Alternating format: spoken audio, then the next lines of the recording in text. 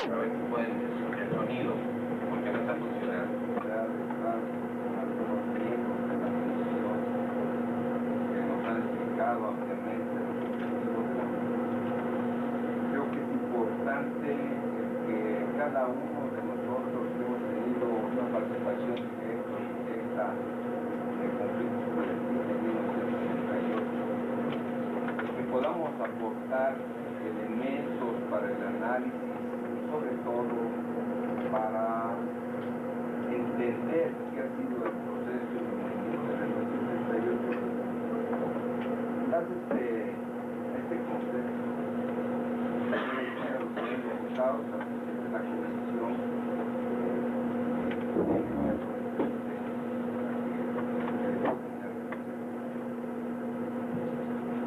quiero dividir un poco la cuestión testimonial, porque también pues, hice un libro que voy a presentar como testimonio a esta comisión, haciendo esta aclaración. Este libro estuvo ya terminado desde hace unas semanas, pensando para la institución del artículo 68, pedimos al editor que no saliera a la venta ni se diera a conocer hasta que estuviera en manos de los miembros de la comisión. Por lo cual yo les voy a pedir, les voy a entregar ahorita en este momento a uno de los miembros de la comisión este testimonio que se escribió junto con Juan Sánchez Mendoza, periodista que hace una gran relatoría de estos recuerdos que yo tengo del 78, los plasma en este libro que se llama Tiempo de hablar 30 años después, 68. Esto quiero, por favor, que para dentro de la sala, que se pueda entregar. ¿Cómo le entrego?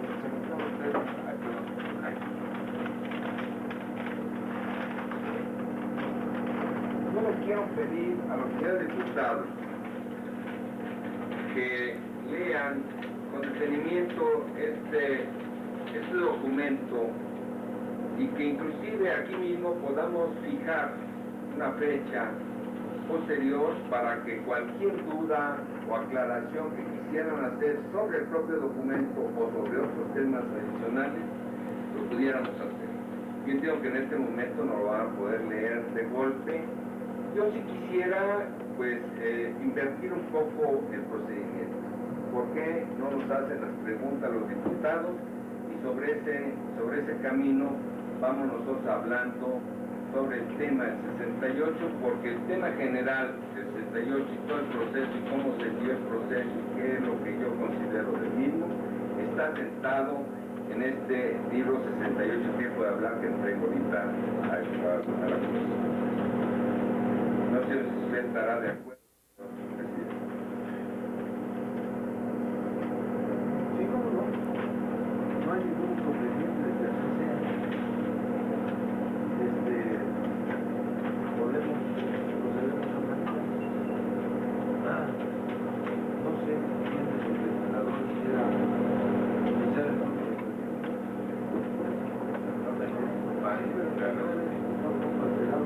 empezaríamos con Acción Nacional. Correcto. Bueno, Si algún diputado de Acción Nacional, cuidado.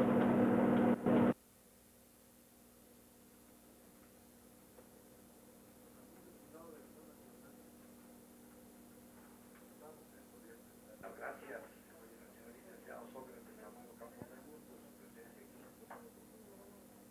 Es importante para nosotros el conocimiento de todos los participantes, protagonistas y testigos de los eventos de 1968.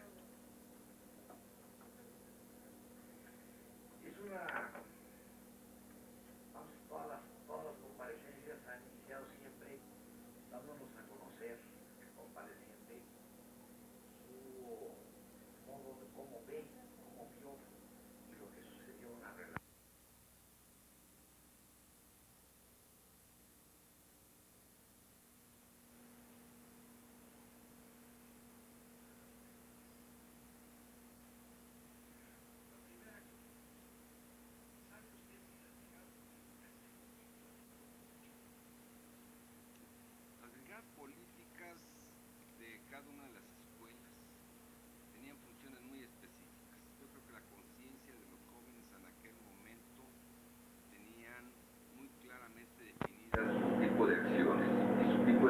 acciones eran fundamentalmente volanteo, pintas, labores de invitación a diferentes manifestaciones. Creo que esto ha quedado muy claramente sentado a lo largo de todo el tiempo y la historia del propio movimiento. Desconozco si hubo alguna brigada en especial que se haya desviado sobre los tipos de brigadas, de grupos de choque. Yo creo que los estudiantes, en este caso, siempre actuaron en forma muy responsable.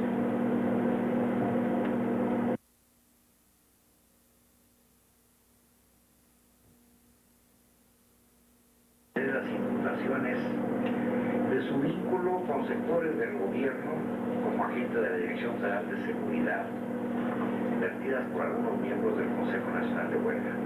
Pero tendría que preguntar a ellos y que primero lo demostraran, señor diputado Plata. Yo creo que es muy fácil, yo puedo decir también muchas cosas de algunas gentes, pero no es un problema de dar imputaciones, es un problema de probar esas cosas. Yo creo que aquí es muy importante el destacar y señalar una cuestión que creo que es vital para entender este proceso. A las víctimas se nos pretende hacer victimarios. Nosotros somos parte de esas víctimas. Y los grupos de gobierno que hayan alentado y desarrollado la violencia y la represión durante el proceso del 68 también quisieron hacer,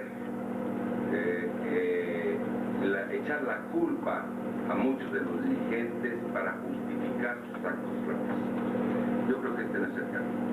Yo creo que lo que no entendimos quizá los jóvenes dirigentes del 68 fue que estábamos enfrentados ante un gobierno y un sistema represor, un gobierno que comenzó a reprimir desde antes del 26 de julio con aquella famosa confrontación entre la Escuela Vocacional 5 y el Isaac Ochoa Terena, donde según el testimonio que estoy rindiendo a ustedes en el libro, hemos realizado las investigaciones que duraron 3 días los enfrentamientos con los granaderos ahí, y los granaderos no intervinieron hasta que se dio el acto de provocación y esto comenzó a calentar y a generar las acciones de protesta estudiantil. Tuvimos que admitir la fuerza y la represión violenta el propio 26 de julio en un acto eminentemente pasivo de una manifestación que hacían grupos diferentes, partidos políticos, para el 26 de julio en el hemiciclo Juárez, y la otra marcha que se desarrolló dentro de la Federación Nacional de Estudiantes Técnicos y que coincidió con esta otra marcha, con este otro mitin, y de ahí algunos agentes provocadores alentaron a que se fuera hacia el Zócalo y hubo otra confrontación. La represión que se dio en la toma de la Escuela Preparatoria 1, 3 y 2 en el centro de la Ciudad de México días después, en donde se da un exceso de fuerza y el famoso bazucazo, que yo creo que es lo que une toda la protesta estudiantil y desemboca en la creación ya de los comités de lucha y del Consejo Nacional de Huelga. Lo vimos el 27 de agosto en el desalojo que hicieron en la plaza de la Constitución, en la toma de la universidad, en la toma del Politécnico, en la toma de la Normal, en la toma de Chapingo y de muchas otras escuelas, y que esta misma represión siguió hasta el día de hoy. Nosotros no hicimos la represión, ellos lo hicieron. Bien. Y preguntamos cómo puede asegurar, qué fundamento tiene decir que Ajax Gutiérrez perteneció a la Dirección Federal de Seguridad. Porque durante varios años ahí estuvo trabajando y en algunas ocasiones lo vimos de ahí, y ahí en alguna ocasión él se acercó a mí para platicar y me dijo que estaba trabajando ahí. Después de mi escarcelamiento.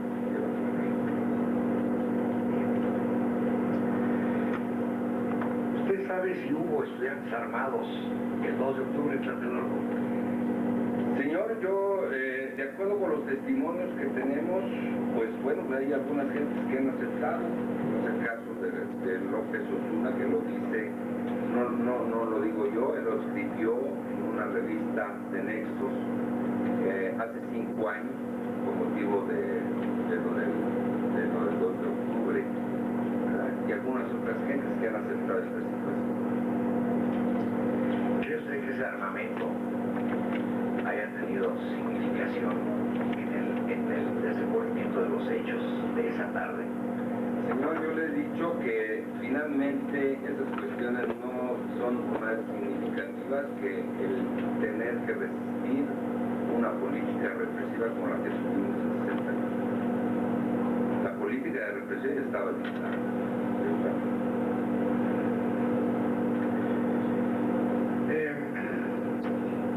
¿Conoció usted a los hermanos González Guardado? Sí, señor. ¿Y qué tipo de relación tuvo con ellos? ¿Quieren estudiarse el IPN? Guillermo González Guardado ya había salido inclusive según tengo entendido, de la escuela, sin embargo seguía teniendo alguna relación en su propia escuela, en la escuela de comercio. El otro joven Guardado, no me acuerdo cuál era su primer nombre, ya murió, estudiaba en la vocacional universidad.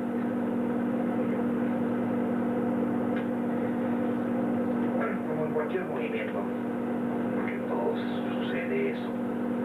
Yo viví inclusive en el movimiento médico de 1965. Pero aquí realmente cree usted que existían corrientes tibia y corriente ultradura dentro del movimiento estudiantil. Bueno, yo creo que existían sobre todo las pasiones de cada uno de nosotros. Había momentos en que podía estar quizá más caliente que otros, podía momentos o tensiones, pero como corrientes yo no logro llegar a identificar corrientes dentro del Consejo Nacional de Huelga y Movimiento Estudiantil. Una de las cuestiones que yo creo que se tiene que tomar en consideración en esto es que este movimiento estudiantil fue la primera representación democrática de elección de cada uno de sus dirigentes. Los propios comités de lucha eran la representación y la elección de la base estudiantil de cada escuela, y a su vez cada escuela nombraba 3 representantes del Consejo Nacional de Huelga. Todo el proyecto político, vamos a llamarle en esos términos, estaba resumido en 6 puntos de un pliego petitorio. Y esto, pues lógicamente no podía dar una tendencia ni política, ni ideológica, ni programática, simplemente los 6 puntos del pliego petitorio. Y hasta el último día, hasta el día inclusive que nos acribillan, nos detienen, nos masacran, sigue siendo la única batalla. Pero, insistiendo sobre esta pregunta, ¿reconoce usted algún grupo, alguna postura de gentes que fueran, por ejemplo, ultraduros, que propugnaran la confrontación armada? Yo creo que esto ha sido parte de la gran desinformación que en un momento dado tuvo el presidente Díaz Ordaz, que se ha manifestado, las famosas memorias que se han dado a la luz en parte por el historiador Enrique Krauss, y que bueno, pues son las fantasías de los grupos de información, pero eso yo no lo puedo decir, eso lo que lo señalen las gentes que están en la responsabilidad de la información política en este momento. ¿Cuál era el alcance que preveía el Consejo Nacional de Huelga para el movimiento estudiantil? Los 6 puntos, Los 6 puntos. Nosotros no estábamos buscando un cambio del gobierno, no le habíamos declarado la guerra al gobierno, era un movimiento totalmente claro, donde todos los dirigentes nos conocíamos, todos los dirigentes sabíamos de qué escuelas eran, todos los dirigentes no andábamos ni embosados ni enmascarados. Y teníamos 6 puntos, yo creo que eso es todo. No hicimos una propuesta de derrocamiento del gobierno. Entonces nuestros límites, nuestros alcances eran esos. Inclusive yo creo que aquí se tendría que hacer una gran distinción en aquel momento de la virtud de esta juventud de aquellos años. Esa juventud estaba pidiendo y reclamando libertades democráticas muy simples, muy sencillas. El que nos escucharan, el que se derogara un artículo 145 y un 145 bis del Código de Procedimientos Penales que configuraban el delito de disolución social, que salieran o se brindaran las facilidades para adecuados juicios a los presos políticos de aquella época, donde inclusive pues, algunos de ustedes han de haber sido médicos o les tocó pasar esa etapa y sabía lo que esto significaba, y que esa juventud recogió sus reclamos de esas luchas anteriores como la del médico o lo de los maestros. La destitución de un general Cueto y un general Mendolea como jefes de los grupos represivos en aquel momento, que no habían tenido más acción que la represión y ni siquiera el diálogo. Y digo, yo creo que estos fueron los límites de ese movimiento, y yo creo que esto fue lo que perdió esa juventud. A lo mejor no lo entendieron los viejos. Yo creo que el gobierno no lo quiso entender, el gobierno estaba empeñado en su férreo principio de autoridad y no conocía lo que era el diálogo. Nosotros también demandábamos ese diálogo. Nosotros tampoco sabíamos cómo operar ese diálogo. El gobierno no sabía hacer el diálogo porque estaba impuesto a imponer sus cosas, a imponerlas. Entonces tampoco sabía cómo desarrollar el diálogo. Y yo creo que, bueno, esto ha sido parte de todo ese proceso de esa juventud y ha dado a luz esas posibilidades de diálogo y esta situación que ahorita en este momento estamos viviendo. Permítame insistir un poquito porque sí hay un aspecto que se nos escapa aquí y no se ha planteado. ¿No había algún alcance, algún objetivo específico en relación a la 19ª Olimpiada? Señor, nosotros, como les digo, ni siquiera habíamos previsto lo de las Olimpiadas. No estaba en ese campo de las Olimpiadas.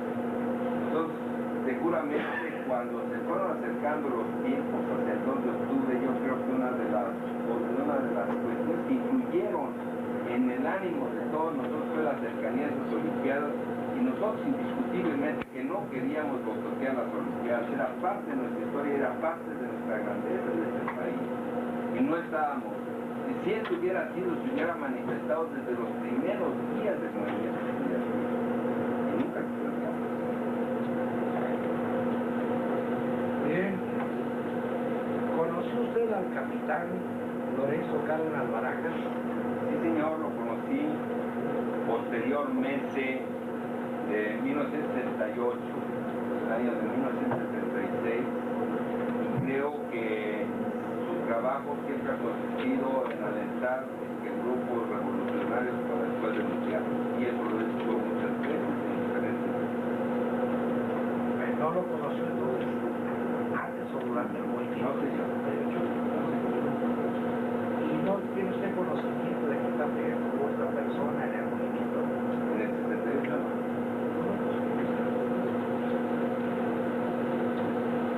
¿Cómo se originó y desarrolló el movimiento en la Escuela Superior de Economía?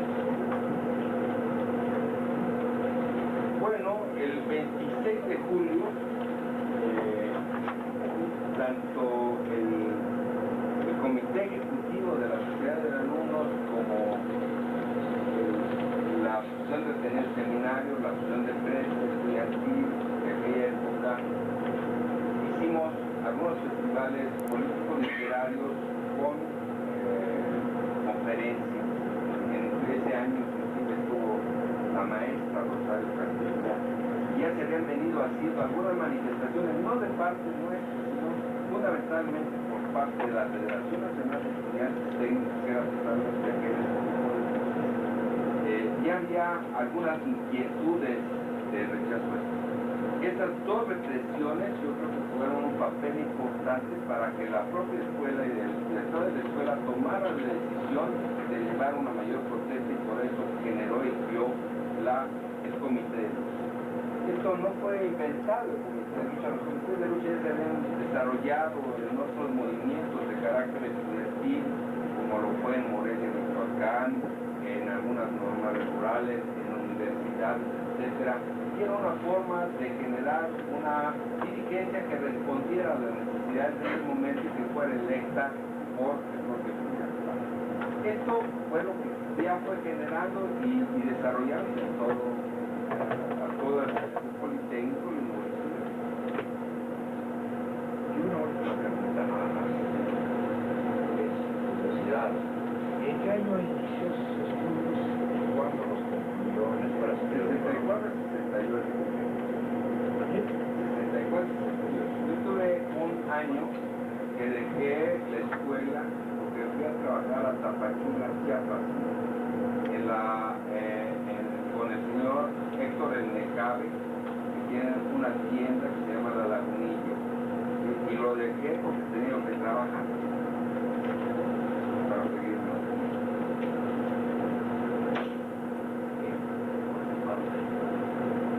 Compañero de partido. Américo, Muchas gracias. tiene la palabra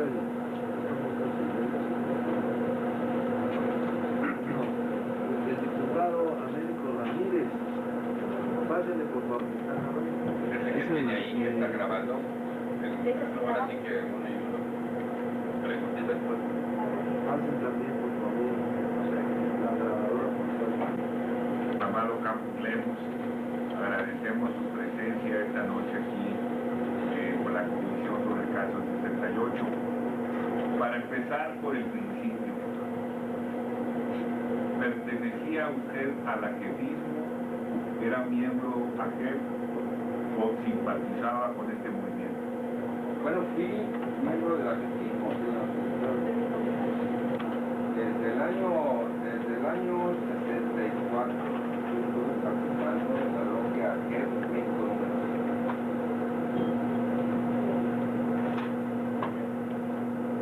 Masonería, en aquel entonces, yo hacía la mayor parte de la política aquí en México, ¿verdad? Digo, pues la existencia de un grupo así no nos debe de llamar mucho la atención. A lo que yo quiero llegar y sobre lo que he cuestionado a casi todas las personas que han comparecido, ¿verdad? Es sobre la velocidad con la cual se genera el movimiento.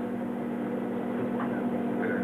Yo no acepto, en lo personal, hablando a título personal, yo me resisto a creer el testimonio de algunas personas que han venido a querer presentar esto como una chamacada, como muchachos que sin ninguna vertebración, de ninguna especie, de la noche a la mañana resuelven y dispuestos a dar la vida por ello, que destituyan a Mendolea Cerecero, a Cueto, que deroguen el delito de disolución social como consecuencia de ello que pongan en libertad a los políticos que había en aquel entonces.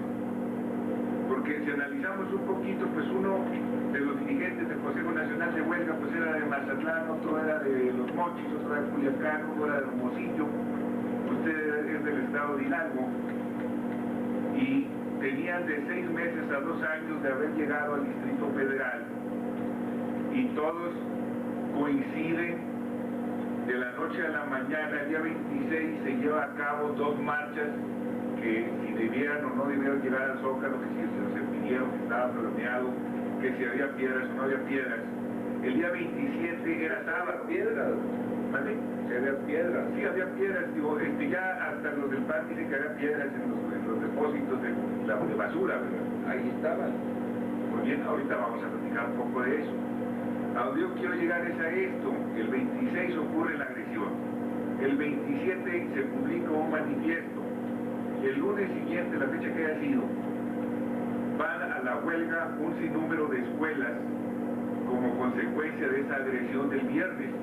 En aquel entonces, particularmente las escuelas que fueron a la huelga, que eran pues, para trabajadores, etcétera, no tenían clases ni sábado ni domingo. Y el lunes amanecen ya en huelga varios planteles universitarios o politécnicos. ¿Verdad? El planteamiento es cómo nace o brota ese movimiento de la nada que vertebra a centenares de personas que consiguen alimentos, que saben prepararlos y distribuirlos, a millares de personas que imprimen y distribuyen panfletos, a millares de personas que captan recursos mediante el recurso del boteo, etc. ¿Verdad? Porque Y se lo he señalado con anterioridad a otros comparecientes, quienes participamos en protestas, en manifestaciones, en organizar a la gente para cuidar las casillas, en asistir el día de las elecciones a las casillas.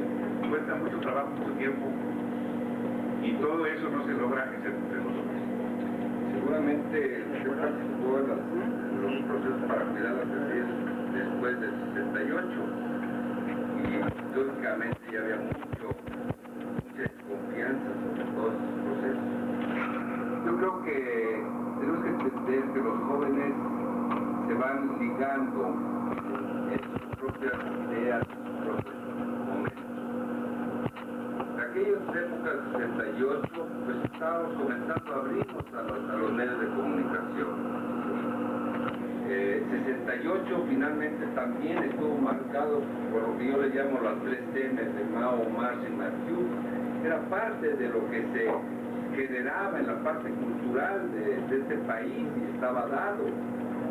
Los héroes que ahora dice el licenciado Echeverría que los tomamos prestados, pues el mismo gobierno en la época de López Mateos había hecho la defensa de la autonomía de Cuba y la libre autodeterminación de este país, y lógicamente eran gentes que estaban impactaban sobre todo en la psicología y en la forma de pensar de todos los jóvenes. Y por otro lado, en el caso del Politécnico, señor diputado Ramírez, le quiero decir que había habido ya grandes luchas que se venían desde la huelga estudiantil del internado, cuando quitaron el internado al Politécnico, se lo arrancaron de forma violenta, también con bayonetas, también con una intervención armada. Es decir, había venido una gran lucha, ¿verdad?, para democratizar las propias organizaciones de representación estudiantil. La Federación Nacional de Estudiantes Técnicos era una federación manipulada por algunos sectores del gobierno que ahí están señalados en el libro, por algunas propias autoridades educativas, y lógicamente ya las inquietudes de otros jóvenes querían romper todas esas estructuras, porque estábamos cansados de ese tipo de control y manipulación. Esto ya había generado seguramente una corriente de simpatía entre diferentes grupos y diferentes gentes en diferentes escuelas. Por eso crece tan rápido. Pero esto no es parte de una conspiración. Las piedras, vamos.